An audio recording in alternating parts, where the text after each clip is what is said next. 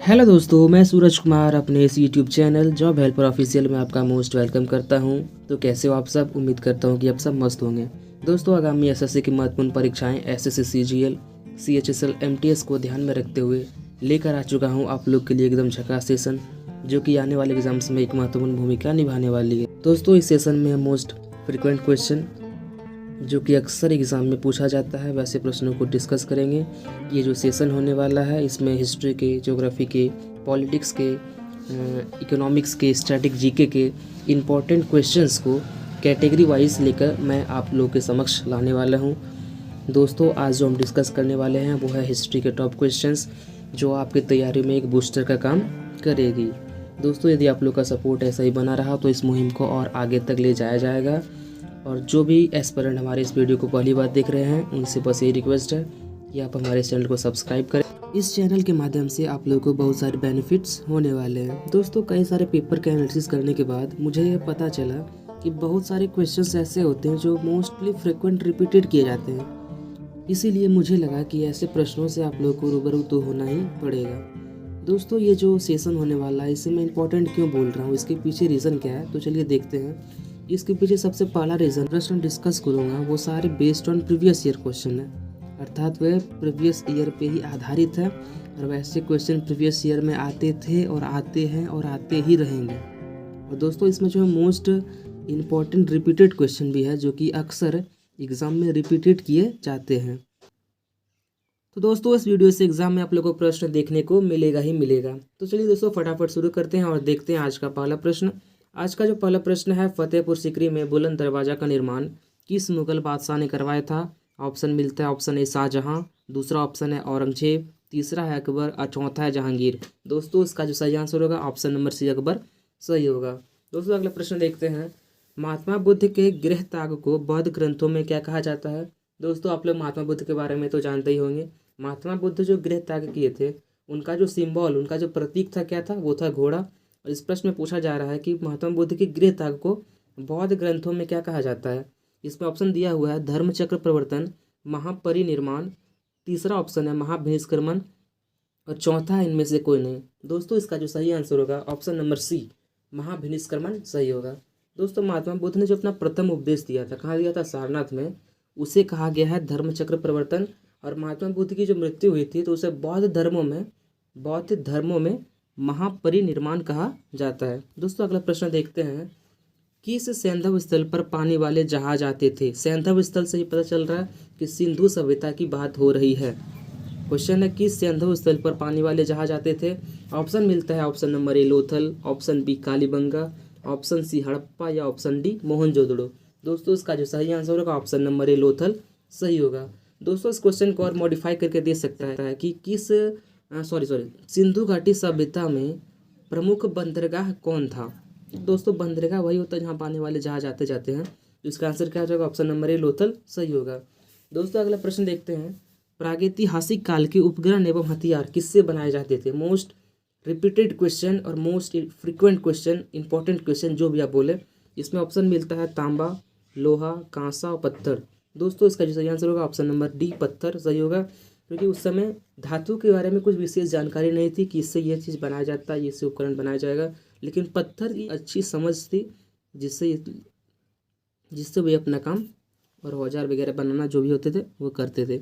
अगला प्रश्न देखते हैं दोस्तों। सूरदास और 10 राजाओं के मध्य भीषण संघर्ष किस नदी के किनारे हुआ था?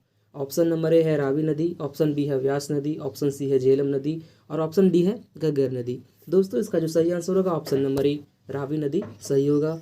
दोस्तों, सूरदास और 10 राजाओं के मध्य जो भीषण संघर्ष हुआ था उसे दसराग युद्ध भी कहा जाता है। क्या कहा जाता है? दसराग युद्ध।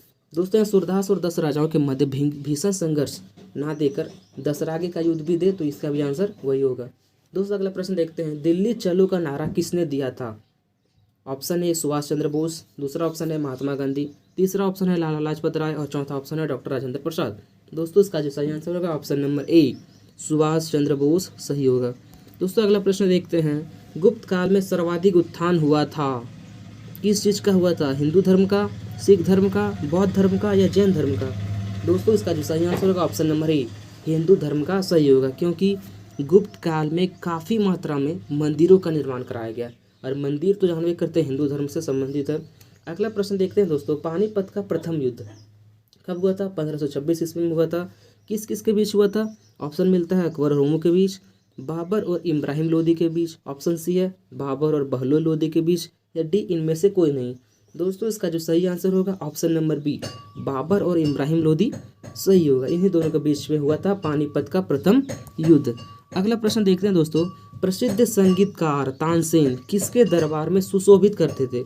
मतलब जो तानसेन थे वो किसके दरबार में रहते थे? ऑप्शन मिलता है शाहजहां, औरंगजेब, अकबर और जहांगीर। इसका जो सही आंसर होगा ऑप्शन नंबर सी, अकबर सही होगा। अगला प्रश्न देखते हैं दोस्तों, भारतीय सिविल सेवा का जनक किसे माना जाता है? भारतीय सिविल सेवा का जनक किसे माना जाता है? Option number A Warren Hasting, Lord Cornwallis, Lord Ripon या लॉर्ड विलियम बेंटिक। तो इसका आंसर होगा ऑप्शन नंबर जो ए है, सॉरी ऑप्शन नंबर जो बी है, लॉर्ड कॉर्नवालिस सही होगा। दोस्तों भारतीय सिविल सेवा मतलब अभी जैसे आप यूपीएससी के नाम से जाने जाते हो, उसी का जो जनक है कौन है? Lord Cornwallis. अगला प्रश्न देखते हैं दोस्तों, भारत में अंग्रेजी शिक्षा की शुरुआत किस वर्ष हुई? Most repeated question. Option A है 1854, दूसरा ऑप्शन है 1835, तीसरा ऑप्शन है 1833 और चौथा ऑप्शन 1813। दोस्तों देखिए ऑप्शन को भी थोड़ा कंफ्यूजिंग वाला ऑप्शन दे दिया गया है। इसका जो आंसर होगा 1835, बी नंबर सही होगा। दोस्तों अंग्रेजों के आने के बाद से ही अंग्रेजी शिक्षा की शुरुआत हुई और आप जानते होंगे कि अंग्रेजी बोलना आज के समय में कितना महत्वपूर्ण हो गया है। अगला प्रश्न देखते हैं दोस्तों, चंद्रगुप्त मौर्य के दरबार में कौन सा यूनानी राजदूत आया था? Most repeated question. Option A है मेगास्थनीज, ऑप्शन बी है जस्टिन, ऑप्शन सी है सेल्यूकस निकेटर और ऑप्शन डी है कौटिल्य। जो दोस्तों इसका जो सही आंसर होगा ऑप्शन नंबर ए, मेगास्थनीज सही होगा। दोस्तों मेगास्थनीज ने एक पुस्तक लिखी थी इंडिका, जिसमें मौर्यों के बारे में विस्तृत जानकारी दी हुई है। ये भी क्वेश्चन रिपीटेड किया जाता है कि इंडिका किसके द्वारा लिखी गई है, तो आंसर हो जाएगा मेगास्थनीज। अगला प्रश्न देखते हैं दोस्तों, वराहमिहिर कौन थे? ऑप्शन ए है एक प्राचीन गणितज्ञ, ऑप्शन बी है एक अंतरिक्ष यात्री, ऑप्शन सी है एक प्राचीन खगोलियक या ऑप्शन डी है एक प्राचीन वास्तुकार। इसका जो सही आंसर होगा ऑप्शन नंबर सी, एक खगोलीय सही होगा। अगला प्रश्न देखते हैं, स्वतंत्र भारत का पहला भारतीय गवर्नर जनरल कौन था? ऑप्शन ए है सी राजगोपालाचारी, ऑप्शन बी है लॉर्ड रिपन, ऑप्शन सी है डॉक्टर एस राधाकृष्णन या ऑप्शन डी है लॉर्ड माउंटेन बेटन। दोस्तों इसका जो सही आंसर होगा ऑप्शन नंबर ए, सी राजगोपालाचारी सही होगा और वो स्वतंत्र भारत के प्रथम भारतीय गवर्नर थे। अगला प्रश्न देखते हैं दोस्तों, अगला प्रश्न है क्वेश्चन नंबर 15, तक्षशिला विश्वविद्यालय वर्तमान में किस देश में स्थित है? ऑप्शन मिलता है, पहला ऑप्शन है भारत, दूसरा ऑप्शन है पाकिस्तान, तीसरा ऑप्शन है अफगानिस्तान या चौथा चीन। दोस्तों इसका जो सही आंसर होगा ऑप्शन नंबर बी, पाकिस्तान सही होगा। अगला प्रश्न है दोस्तों, किसने फतेहपुर सीकरी में पंचमहल का निर्माण कराया था? इसमें ऑप्शन मिलता है, ऑप्शन नंबर ए है अकबर, दूसरा ऑप्शन है शाहजहां, तीसरा ऑप्शन है जहांगीर और चौथा ऑप्शन है बाबर। दोस्तों इसका जो सही आंसर होगा ऑप्शन नंबर ए, अकबर सही होगा। अकबर ने फतेहपुर सीकरी में बुलंद दरवाजा का भी निर्माण कराया था। अगला प्रश्न देखते हैं दोस्तों, अगला प्रश्न है, सिंधु घाटी सभ्यता में धौलावीरा किसके लिए प्रसिद्ध है? ऑप्शन मिलता है, ऑप्शन ए जल संरक्षण, ऑप्शन बी है वृहत स्नानागार, ऑप्शन सी है जूते हुए खेत के साक्ष्य या इनमें से कोई नहीं। दोस्तों इसका जो सही आंसर होगा ऑप्शन नंबर ए, जल संरक्षण सही होगा। दोस्तों सिंधु घाटी सभ्यता में जो वृहत स्नानागार प्राप्त हुआ है, कहाँ प्राप्त हुआ है? मोहनजोदड़ो में, और जूते हुए खेत के साक्ष्य कालीबंगा में। ध्यान रखिए दोस्तों, ये सभी क्वेश्चन रिपीट किए जाते हैं। अगला क्वेश्चन है दोस्तों, किस वेद में जादू चमत्कार तथा मंत्र दिए गए हैं? ऑप्शन मिलता है, option A Yajurveda, option B Samaveda, option C Atharvaveda या ऑप्शन डी ऋग्वेद। दोस्तों इसका जो सही आंसर होगा ऑप्शन नंबर सी, अर्थवेद सही होगा। दोस्तों सबसे प्राचीन जो वेद है वो ऋग्वेद है और सबसे बाद का वेद अर्थात सबसे नवीनतम वेद अर्थवेद है। ये भी क्वेश्चन एग्जाम में पूछा जाता है। तो अगला क्वेश्चन देखते हैं दोस्तों, चरक किसके दरबार के प्रसिद्ध चिकित्सक थे? ऑप्शन मिलता है, option A Ashok, option B Kanishka, option C Chandragupta Maurya या ऑप्शन डी हर्षवर्धन। दोस्तों इसका जो सही आंसर होगा ऑप्शन नंबर बी, कनिष्क सही होगा। इसका नाम था चरक संहिता। तो वो भी क्वेश्चन रिपीट किया था कि चरक संहिता के लेखक कौन है, तो वो कौन है? चरक है। अगला क्वेश्चन देखते हैं दोस्तों, क्वेश्चन नंबर 20, प्रसिद्ध खजुराहो मंदिर का निर्माण किसने कराया था? इसमें ऑप्शन मिलता है चंदेल शासकों ने, दूसरा ऑप्शन है पाल शासकों ने, तीसरा ऑप्शन है विक्रमादित्य और चौथा ऑप्शन है चंद्रगुप्त मौर्य ने। दोस्तों इसका जो आंसर होगा ऑप्शन नंबर ए, चंदेल शासकों ने सही होगा। अगला प्रश्न है क्वेश्चन नंबर 21। मोती मस्जिद निम्नलिखित में से कहाँ स्थित है? इसमें ऑप्शन दिया है, option A Agra, option B Lahore, option C Ahmedabad या ऑप्शन डी जयपुर। दोस्तों इसका जो सही आंसर होगा ऑप्शन नंबर ए आगरा सही होगा। अगला क्वेश्चन है दोस्तों, किसे एशिया का प्रकाश कहा जाता है? एशिया का प्रकाश मतलब कि लाइट ऑफ एशिया किसे कहा जाता है? ऑप्शन है इसमें महावीर, दूसरा ऑप्शन है गौतम बुद्ध, तीसरा ऑप्शन है ऋषभ देव या चौथा ऑप्शन है इनमें से कोई नहीं। दोस्तों इसका जो सही आंसर होगा option number B Gautam Buddha. Gautam Buddha को ही द लाइट ऑफ एशिया कहा जाता है। अगला प्रश्न है दोस्तों, खालसा पंथ की स्थापना किसने किया था? इसमें ऑप्शन दिया है, ऑप्शन ए है गुरु अर्जुन देव, दूसरा ऑप्शन है गुरु गोविंद सिंह, तीसरा ऑप्शन है गुरु रामदास या चौथा ऑप्शन है इनमें से कोई नहीं। दोस्तों इसका जो सही आंसर होगा ऑप्शन नंबर बी गुरु गोविंद सिंह सही होगा, जो कि सिख धर्म से संबंधित है। अगला क्वेश्चन है दोस्तों, क्वेश्चन नंबर 24। नर्तकी की मूर्ति किस सभ्यता में पाई गई है? ऑप्शन दिया है इसमें सिंधु घाटी सभ्यता, ऑप्शन बी है मिस्र की सभ्यता, ऑप्शन सी है यूनान की सभ्यता और चौथा ऑप्शन है नन ऑफ दीस, मतलब इन तीनों में से कोई नहीं। दोस्तों इसका जो सही आंसर होगा ऑप्शन नंबर ए सिंधु घाटी की सभ्यता सही होगा। दोस्तों अगला प्रश्न, और दोस्तों इस सेशन का last question question number 25। Mahatma Gandhi के राजनीतिक गुरु कौन थे?